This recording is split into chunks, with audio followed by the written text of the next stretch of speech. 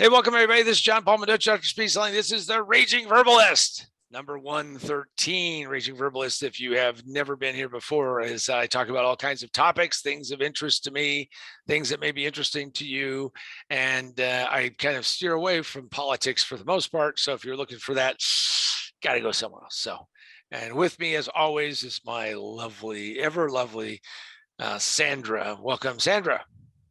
Hello, how are you? I'm doing well. And, today we're going to be talking about Road Warrior because I'm out on the road. And hopefully this helps some of you get more stuff and figure out what you can do. But also, as I was talking to Sandra, we need to come up with a theme song. So if you have an idea for theme songs, put it down in the comments below. Also, if you go to the Facebook group, which is the Position to Win book Facebook group, you can also put it there and say, John, this would be your Road Warrior music, which is why I'm wearing my Road Warrior 3 different stage lens changing glasses, which I found out the guys who made these lenses, I'm talking about the manufacturer lenses, they don't make these anymore. So this is it, So I have got my Road Warrior look on, and Sandra, hit me with the first question. Okay, so how did you used to schedule before the current crisis?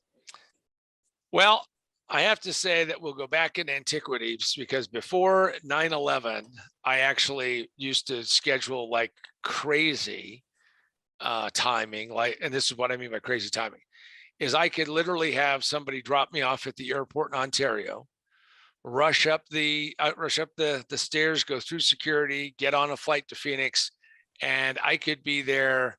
I think it was 27 minutes before flight time and catch the flight.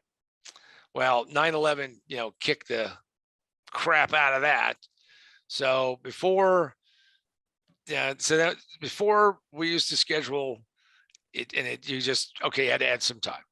So before the current crisis, I would start scheduling, and I used to travel anywhere from, I don't know, 20 to 40 times a year to different places.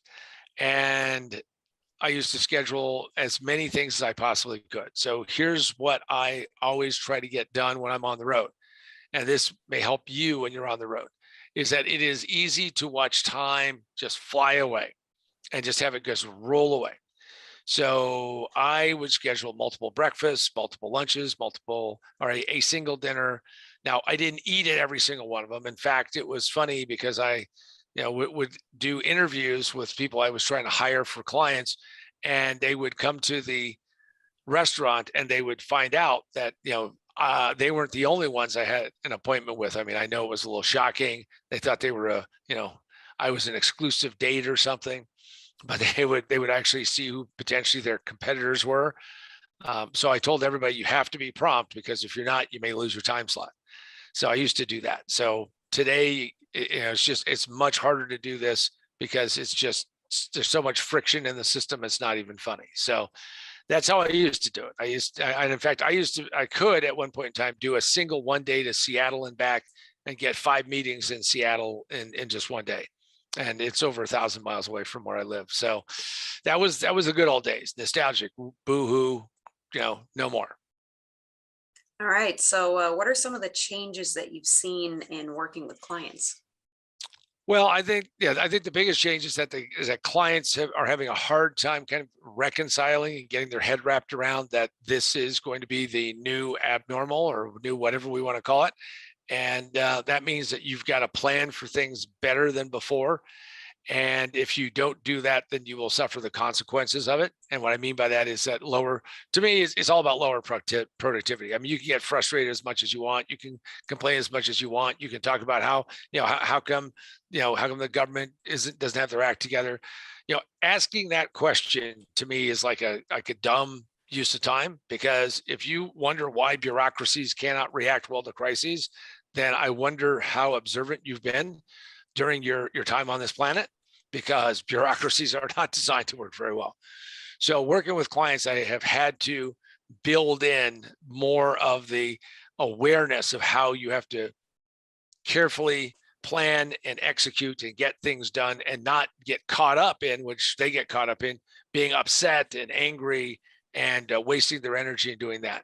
So that's like the biggest thing. The second thing I would say is that uh, they don't know how to reclaim a bunch of the energy that's being dissipated. So if right now you're dissipating energy by saying, "Oh, I don't want to wear a mask," or "Oh, why," and fights on airplanes, total stupid waste of time. I can tell you, it is nuts to do any of that stuff. First off, get over it.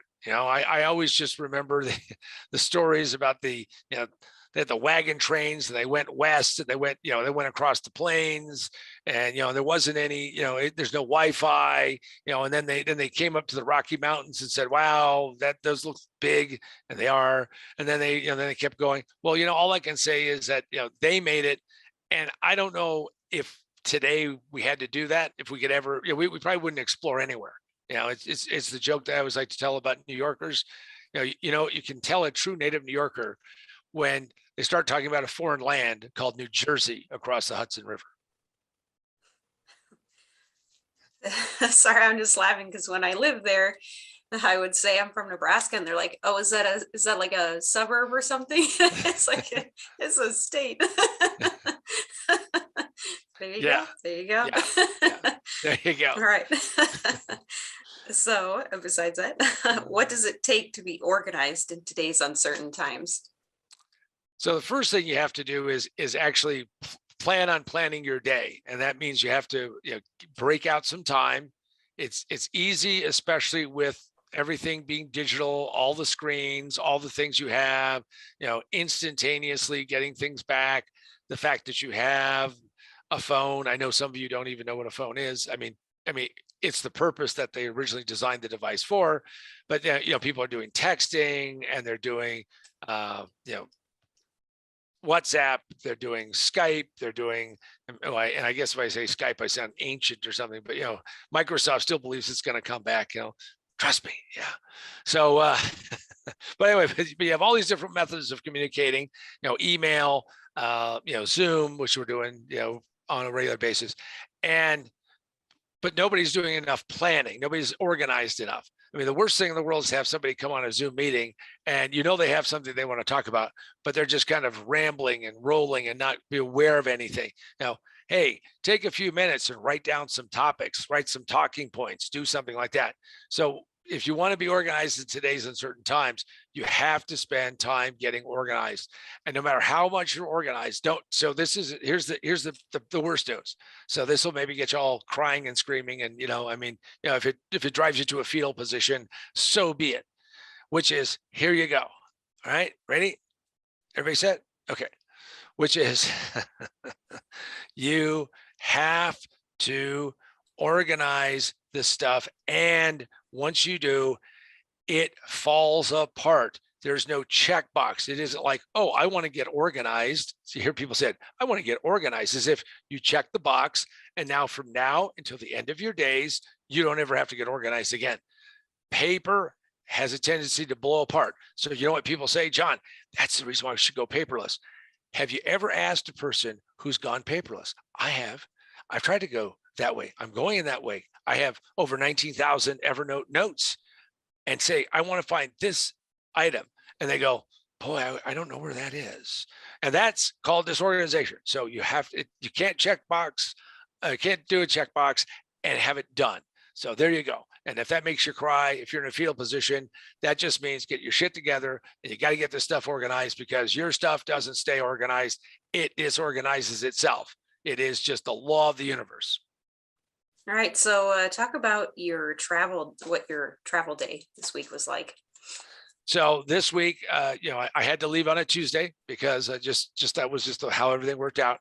So this is what a day looks like for me, just so all of you think that I'm not just sitting here just pontificating and say, oh, this is what you ought to do. Oh, yeah. So what I did was I got up early for me, and early for me is I got up at 1:42 a.m. Pacific time. And for those who have never been up at 1:42 a.m. without, it being like the bar is closing. Because see, 1:42 is like a kind of an interesting time because, they start to flash the lights, the bar is going to close.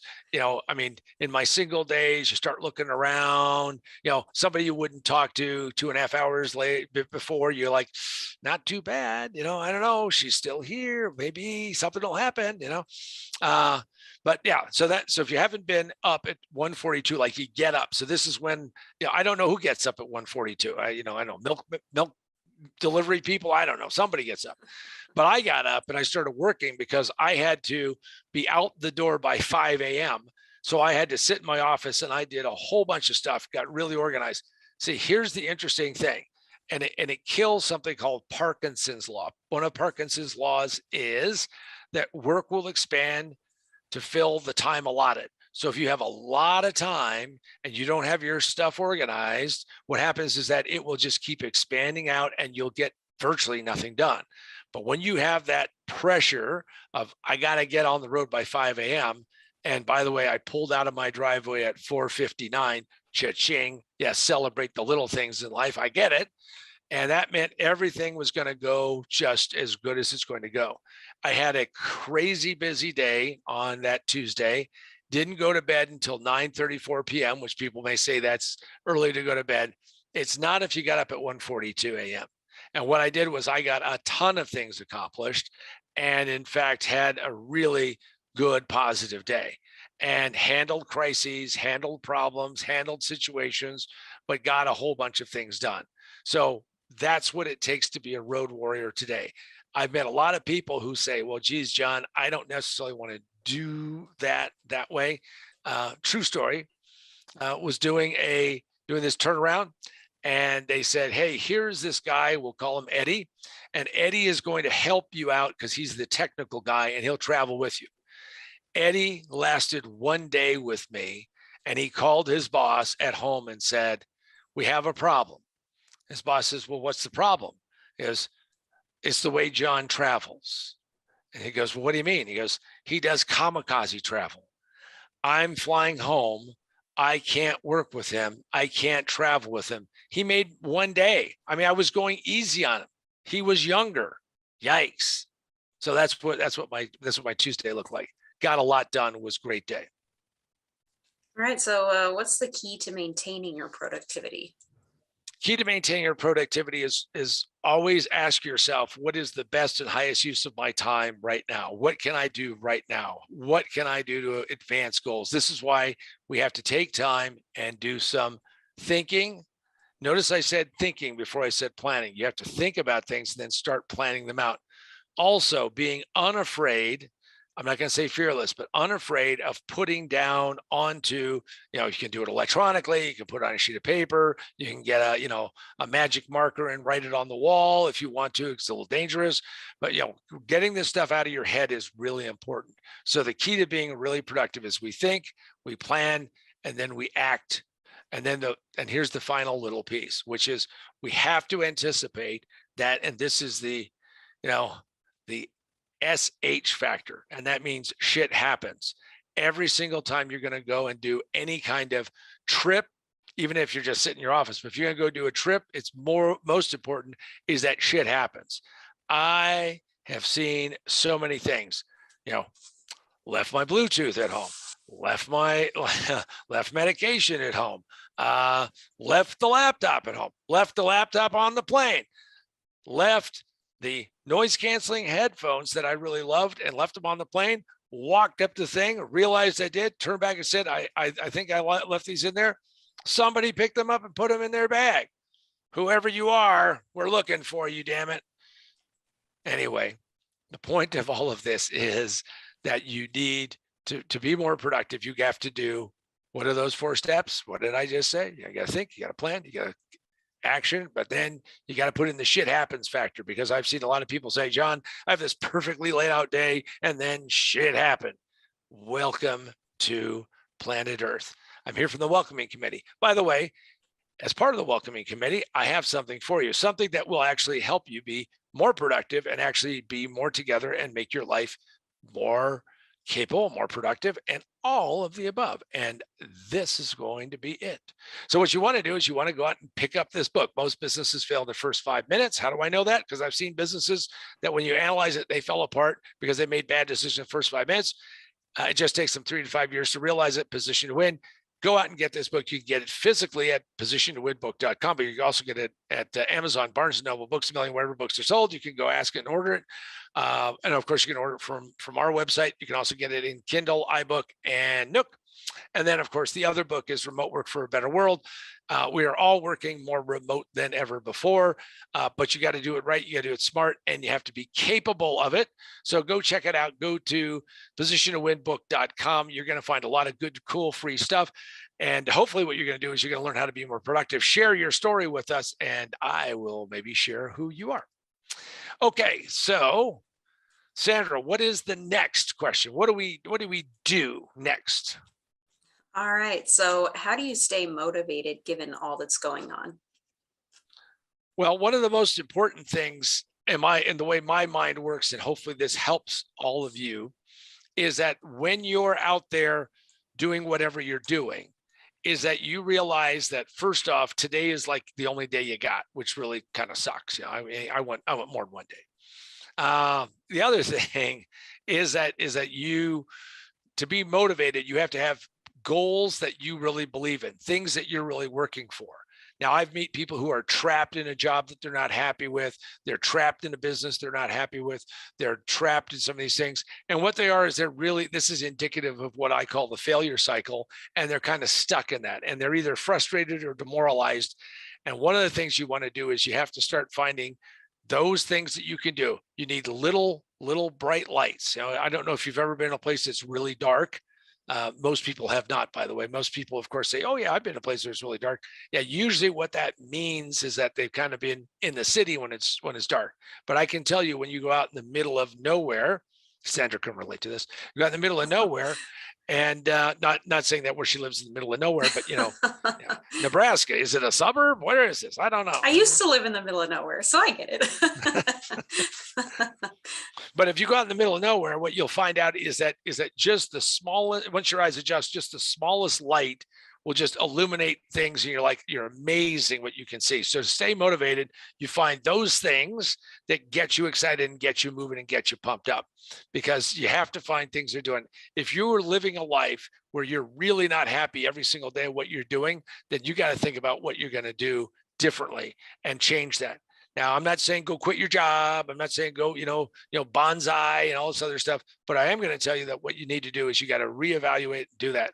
So I stay motivated because I have lots of exciting projects to work on. Right now, we're doing things like Raging Verbalist every week.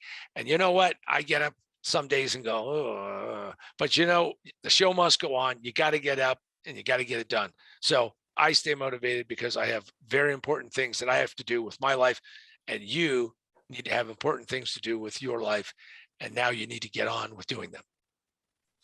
All right, so give some practical tips to getting things done today. One of the biggest mistakes people make is they write down a big goal down on a sheet of paper, hopefully a sheet of paper, or whatever else however else you do it, and it's something that you cannot accomplish in one day. Like, I'm going to do this, I'm going to map out my entire sales process in today. Well, I can tell you, having mapped out many clients and many coaching clients, sales processes, it starts with, you have to write one thing. And my sense is that if you want to get a lot done, is you'll have to learn how to break things into pieces that are achievable in sitting down at one session. Here's a good practical bonus lesson. Find out how long you can sit and do a task. Now, not everybody is ADHD, but the internet is attempting to train us all of us, to be hyper stimulus junkies. And we become stimulus junkies in which you're sitting there and you're watching the intro to a YouTube video and going, okay, next, okay, next. How long can you concentrate and focus on something? And you can test it. Here's a really simple, practical way to do it. Is that what you do is you say, I'm going to take the next and get a timer. I know everybody has a phone, has a timer. I like a kitchen timer though, because then it's external. I also like one that ticks because it's annoying. See, that noise will get you. And what you do is you set that timer out there and you say, how much can I get done in? I'm not going to tell you an hour. I'm going to tell you how much can you get done in 5 minutes. Can you get something done in 5 minutes? Can you get better in 5 minutes? Can you get stronger in 10 or 15 minutes?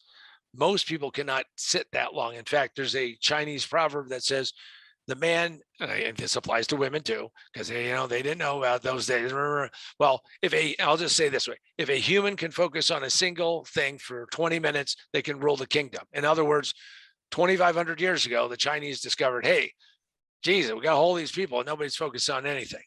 So the point of it is focus is the key. How long you can focus and put down something that is accomplishable.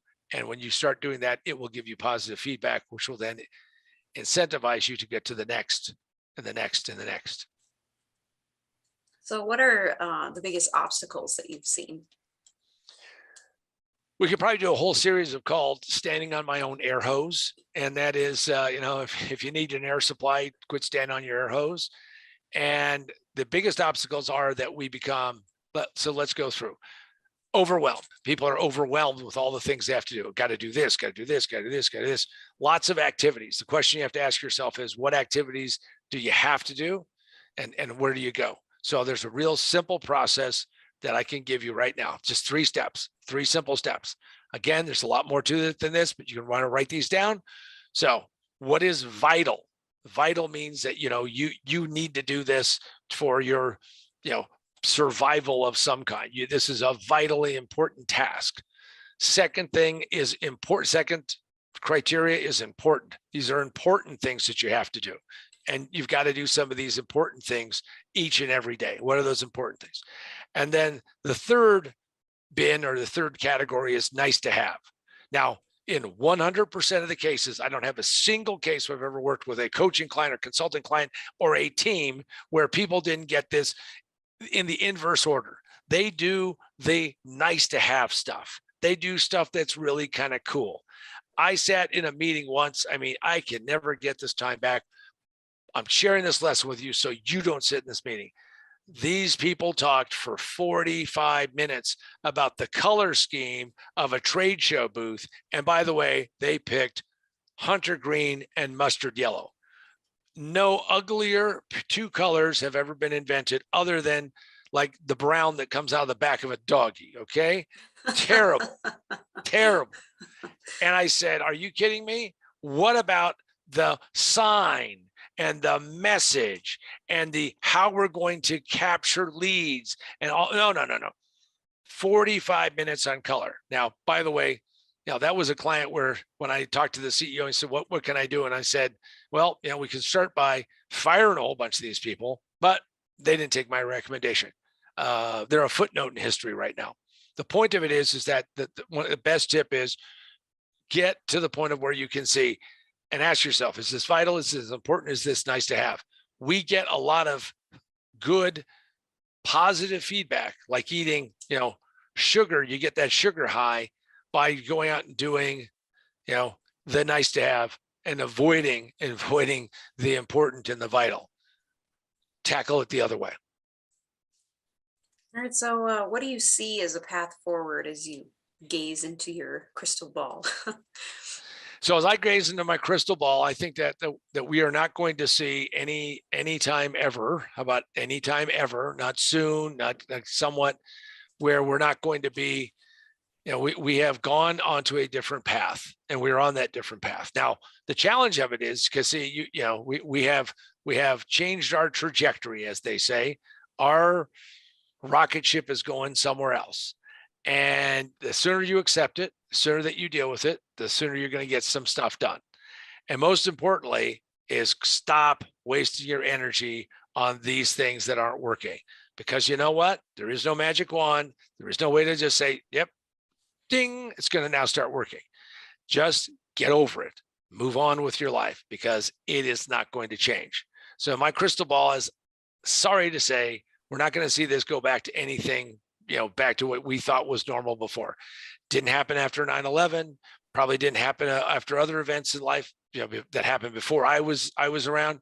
But once that change happens, you got to get done with the bitching and the grumbling and move on. And the other thing is that opportunities are all around us. One of my favorite quotes is, we are surrounded by insurmountable opportunities. I'll say it again. We are surrounded by insurmountable opportunities. And that was said by Pogo, which is a cartoon character. All I can tell you is that is so absolutely true.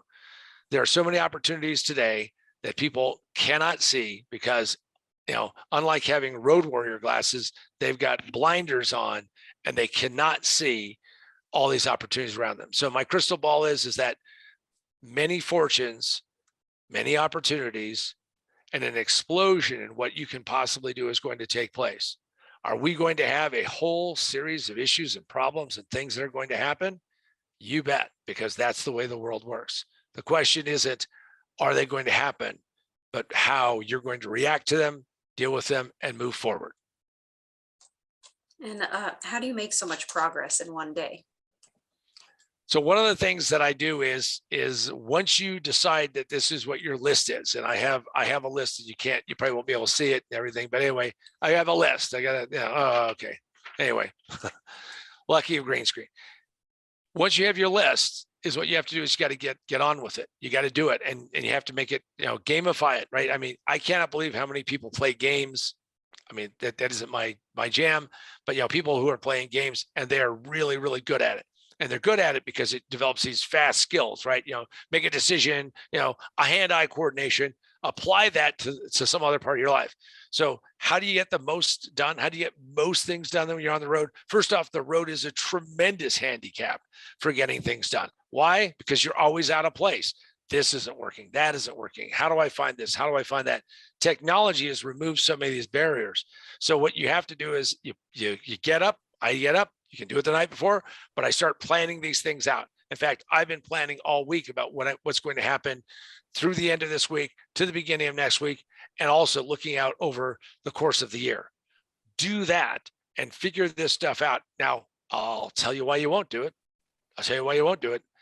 No one likes this idea because they feel like they're locking themselves in and it's a confinement. Oh, I don't want to do that. I want to be, a time anarchist. And you know what that means is that usually you're not going to get nearly as much stuff done as you need to get done.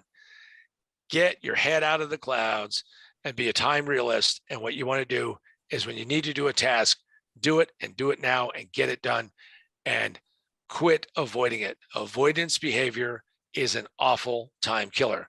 We'll have to go into it in a future session, but what I can tell you on this from John Paul Mendoza, yes, the Road Warrior from our Road Warrior series, and we don't have a theme song yet, we need one soon, is that I want you to go out and make it a fantastic and productive day in spite of what will happen and befall you. Because when you do, at the end of the day, you'll be able to look back, as I can look back at that very long day on Tuesday and say, that was one of the most productive days I've had in a significant period of time. And it feels like I'm back to a level that I've always wanted to be at. You never can just get there and stop. There's no place to sit down. You just have to keep working on that. So I wish you great success. Go out there and be a great road warrior and go make things happen. And join us.